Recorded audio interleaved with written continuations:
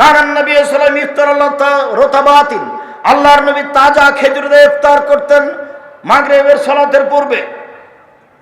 ফাইলাম তাকুন ফাতমায়রাতিন, তাজা খেজুর না থাকলে শুকনা খেজুর দিয়ে ইফতার করতেন। ফাইলাম তাকুন তোমায়রা ফাহাসা হাসাওয়াতিন মিন মাইন, পানি না থাকলে কয়েক অঞ্জলি পানি নিয়ে পান করে তিনি ইফতার করতেন। উল্লেখ্য যে তাজা খেজুর দিয়ে ইফতার করা সুন্নাত, না হলে শুকনা খেজুর দিয়ে ইফতার করা সুন্নাত, না হলে পানি দিয়ে ইফতার করতে হবে।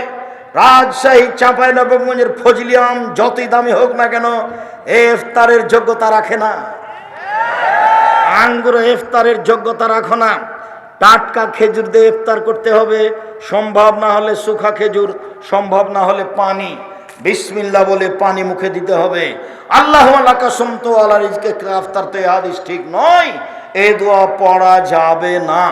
পানি মুখে দিয়ে খেজুর মুখে দিয়ে বলতে হবে জাহাবাজ জামাও আবতাল্লাতিল উরুক সাবাতাল আরজ, পিপাসা দূর হলো, শিরা উপশিরা সিক্ত হলো, নেকি প্রমাণিত হলো।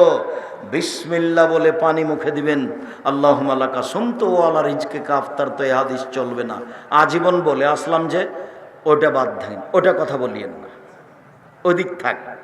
আজ থেকে বিসমিল্লাহ পানি মুখে দিয়ে খেজুর মুখে দিয়ে বলবো জাহাবাজ জামাও আবদাল্লাতিল উরুক সাবাতাল আজর ইনশাআল্লাহ। আমি দোয়ার ওখানে দোয়া তুলতে আসিনি, আমি দোয়া করতে বলছি। সবাই মিলে বেদাত বলছি, দোয়া করা উচিত, তাই দেখালাম এইভাবে। মানে দেও, এখনই দেও, মানে এইভাবে এখনই দিতে হবে। দেও তো আগে, তারপরে কোনো কথা। নাচল বাজারে আগে 5 শতক জমি করে দাও, তারপরে কোনো কথা।